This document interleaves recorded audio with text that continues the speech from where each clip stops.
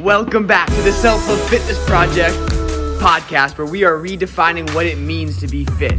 This means that fitness isn't just about what you look like, but how you feel, mentally, emotionally, spiritually, and physically. And in this episode, we're going to learn from Jane Anderson what it means to follow your heart and intuition and work on your emotional health, one of the four main pillars that we talk about. So without further ado, let's get into Jane's world and see what we can do today to start accessing more of our intuition and our heart. Maybe we'll just hop in here because I think Ron might be waiting for our call for tomorrow. So we'll get started with it. So Jane, if you wouldn't mind just sharing your story in a brief version, and then based off your story, we'll give Oliver and Alicia a chance to ask you some questions about what's going on inside of you. You know, what's going on in there, and how can we maybe apply it to our own lives. I like the fact that you preceded that with a, kind of a short version. Brett and I have had a few conversations, and he knows like one small thing can kind of expand into this like gigantic, very detailed, off on a tangent, I don't know what I'm talking about type scenario. So yeah, I'll try and keep it as succinct as is possible for myself. Yes, absolutely. So thank you, Brett, as well, for inviting me to talk today. So yes, my name is Jane, and I currently find myself in the jungle in Bali. So any strange noises, there's probably some kind of jungle happening. Yes, and I am, I suppose, Brett was saying a moment ago, a holistic health coach these days, which incorporates elements of various things that I've picked up in maybe 10 years now working in this particular field.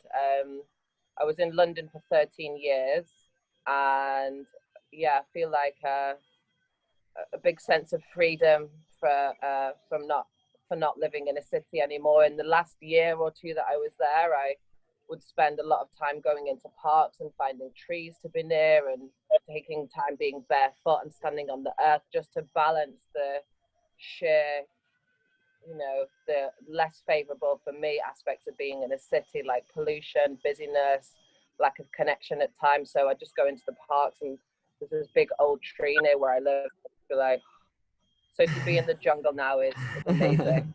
So yes, I've done many things in the past, but for a few years, quite a short-lived, actually, intense period working in sales and marketing, and was what other people might call very successful at that. So I was the top person in the UK,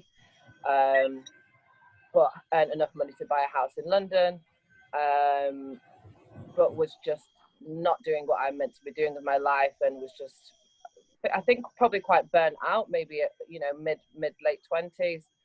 And I started to hear a little whisper at those times, actually, just in the mornings, between when you're awake and asleep. That's kind of quite a powerful, magical, I mean, there's probably more scientific ways of putting it, but for me, magical space. And I started to hear something in those little spaces, very fleetingly and quietly to begin with, and then louder and louder and louder, till I won't go into this because it'll take probably like 4 hours to speak about, but there was a crazy few years, but my soul was drawing me out of what I wasn't meant to be doing, on a very wayward path towards where I am now, and let's see where I end up. So I started training as a personal trainer, physical therapist. I think people call it different things in different countries. So personal training, exercise coach, so to speak. And during those years, I had quite a lot of healing to do of myself. So as my training then was quite hardcore. One of my clients used to call me the silent assassin, because I didn't shout, but you would work really, really hard. We'd do farmers carries, we'd do quite a lot of tough stuff. And I tend to put quite a lot in the sessions, a lot of burpees, and I'd work my clients quite hard. And then as I started to focus more on healing myself and incorporating more holistic therapies, then I began to weave some of those more holistic practices into my client sessions. So perhaps getting someone in plank, but then maybe getting them to rest in child's pose for a minute afterwards, really focusing on the balance between working when we're working hard, or with effort perhaps rather than hard, and then resting and relaxing and, you know, adding a bit more texture in that way. That led me to train in holistic body work, which has become quite intuitive and developed in its own way. So then I could add this in with clients as well. And then in more recent years, but probably about 7 years ago now, I'm not so good with linear time, but I trained as a yoga teacher as well. So now I incorporate those three elements. And yeah, I suppose now it's it feels more balanced, more integrated, and people come to me with goals of perhaps wanting their body to look a certain way, but I start to work in as best I can and internally, you know, perhaps where has this goal come from? I might not even say that to the client, but trying to weave in more of the self-love, self-care, what's better for your higher self, what's better for your soul. Yeah, okay, we're going to be doing some squats, but just trying to weave in a bit more of the of that other stuff as well as best I can. But it's it's still developing. I met Brett the other day. I was doing some really, really weird stuff in the gym that I might have felt conscious about doing a few years ago, and thankfully I seem to not care nearly at all anymore. So and I was basically, it was just lots of like freedom of expression, some of it trauma release exercise, some of it just really feeling like, oh, I can feel something in my heart today, and just letting that lead me where I want to go on that particular day. And then maybe at the end throwing a few kettlebells around, or maybe just spending an entire hour and a half in the gym in the weights area in like heart release, surrender, Shakti movement. So yeah, and just trying to be a bit free with it. So it'll be interesting to see how I can weave more of that authenticity into my one-on-ones when I start working with human beings in actual real life scenario, rather than at the moment recording sessions for clients, which is a blessing. So yeah. Wow, beautiful. Is that brief enough? Yeah, it's perfect, Jane. It was perfect. Thank you for sharing. And yeah, just so everyone knows, I saw Jane in the gym about a month ago, and she was like doing like this weird like dancing stuff. She was like on her hands and knees at a stage, and I was like, that's my girl. Like, I love it because to do that, you have to like have a certain level of not giving a fuck what people think.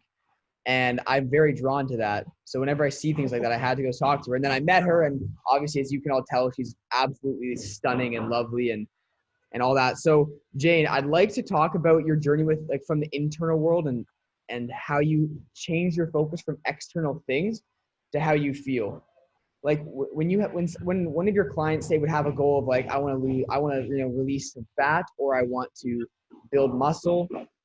And you could tell that this client was like super focused on only the muscle or only like the releasing fat, but not so much on how they feel. They were forgetting to do certain self-care things. What would you tell that person to get rolling with that?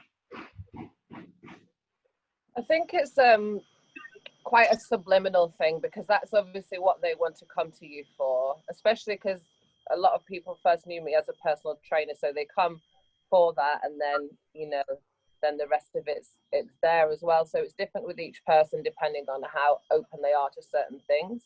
There was one woman I was training for a wedding several years ago now, and then I actually kept training her after that while she was going through a divorce. And so then it was just very much, we were focused on the goals more so for the wedding. The divorce time was more just about being there for her. And I suppose I was just myself. Like I have a lot of empathy, so I sit with the person and just try to hold space for what's there. But I got a message from her quite recently, and it was a couple of years since we'd trained. And the thing that she sent me a message for was saying, not, you know, she did look in incredible shape for her wedding. Like, you know, she wanted to work on her bum, and she posted a picture of her getting into a car in New York, and everyone was like, "Yeah, your bum looks amazing." Like, yeah, great, okay. It's nice to feel good about ourselves, but that's a whole kind of another conversation, really. The bum epidemic. And so the thing that she sent me a message for was thank you for being so kind during that time. And that really, really, really touched me. I mean, she said a lot more, but it was like, wow, that someone remembered my kindness rather than, yeah, your goals, physical goals, would come and go. You know, athletes don't train consistently in a, you know, an upward trajectory. There's phases for deloading and rest where you, and then you come back after, you know, perhaps a winter season of training for summer performance. There's lots of variables to it. So I think, yeah, we often have these ideas in our heads of training in a straight line and wanting to get better and better, but the better is a non-fixed thing, often based on a sense of lack or these images from society, advertising, Instagram, that make us feel like we want to look a certain way, but it's not really based on that. Like, if we really sit with it and like ask our heart, which can be quite difficult to do at first, and it can take a lot of different types of listening, to see if is this actually really what I want to do, or do I just want to go into the gym or outside or in my bedroom and dance around for an hour, and how do I feel, you know? Yeah. Does that answer the question? Yeah, beautifully. No, Jane, you've been doing great. Me and Alicia were talking in the group chat about purpose, and it's something that she wants to talk about. I'd love to get your 2 cents on purpose, Jane, specifically because you had this experience in London where you did fantastic. Everyone's looking at you. They see it as fantastic, but you felt not, let's just call it not whole on the inside. And it's like, what's my purpose? What am I like really want my life to be about? What am I going to do? Like, this is something that we all go through. Like, why am I here? Like, what the hell? You know, and I want to talk about purpose a little bit with you. So maybe for Alicia, because I know she was talking about this a little bit, how were you able to find something that really fulfilled you? And is this a daily practice for you? What are some tools maybe that we could use to dig deeper into our purpose? And how, and like what your experience was when you tried something and maybe it didn't work, or you tried something and there's like fear and uncertainty. How'd you get past that and just bring yourself back to like, what's my purpose, and stay focused? And how did you kind of find your way? That is a very, very good question. This might not make entire sense, and I don't even know where I'm exactly going with it, but it's something that human beings spend a lot of time thinking about: purpose.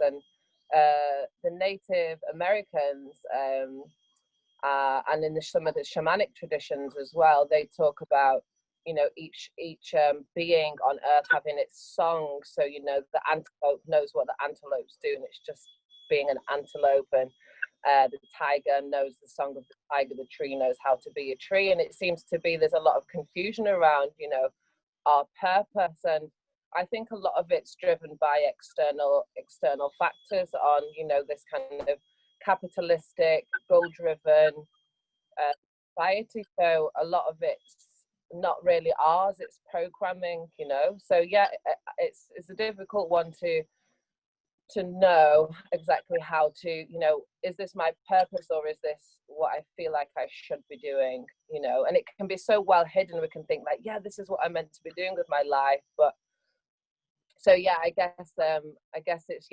what a lot of people on planet Earth are trying to figure out at the moment. And it's is our purpose, you know, what's best for us, so we can have this particular lifestyle, obviously very important, so that we can live from a full cup. But, you know, I think purpose hopefully is more shifting towards what's going to sustain the planet. How can our purpose as human beings, as caretakers, as part of the bigger whole, you know, where do we fit into that in a harmonious way? So yeah, and I think the aspect of being more human beings rather than your human doing. So I think a process of stripping away and getting rid of everything that's not necessary for our lives, or for, you know, how that, because there's a radical, I love this expression, radical interdependence of all things on the planet. So, you know, knowing that each of our decisions and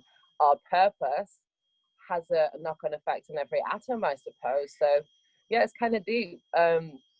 Yeah. I think you asked me about daily practices and things like that, and I would, in some ways, I think just some people who get up every morning, put their mat out, chant, waft incense around, do exactly the same thing, and, you know, have that routine. I almost kind of, not envy, because it's not something that I kind of, you know, harbor such feelings, but yeah, I think, wow, to know that that's what you're doing every morning. But for myself, it completely changes. Some mornings, like a lot of last year, because there was so much going on in the world, a big shift in my own life, and a lot of collective collective grief, shedding, let's just call it that, and tie a bow over it for now. You know, a lot of my daily practice was waking up in the morning, putting my hand on my heart, listening to maybe an hour of meditations, not in your I'm meditating pose, more just lying there, like, you know, kind of self-soothing. Other mornings at the moment, it's kind of getting out of bed, having a strong cup of tea and going to the Muay Thai gym, and plus pushing a sled around and hitting the punch bag. Other mornings, I'm in that really liminal state that I was talking about before, the between sleep and wakeful state. And if I sit in that kind of golden otherworldliness for a while and begin to write, a lot of writing seems to come through in those times. So I try to be, I mean, I can go too much into flow where it's like, yeah, you say you're in flow, you're not actually doing anything with your time. So it's something that I sometimes need to kind of keep a little eye on, but really like to, because we do change, each day is different, you know, emotions are passing through, external life circumstances are passing through, and as much as we can remaining in that witness and watching it all, but each day calls for something different, you know. So I'm just trying to be present with that and not be too in flow and, you know, not get anything done. Thus the Muay Thai in the mornings at the moment. So Okay, get up, yes. crush it, and then I'm like, okay, I can do nothing for the rest of the day.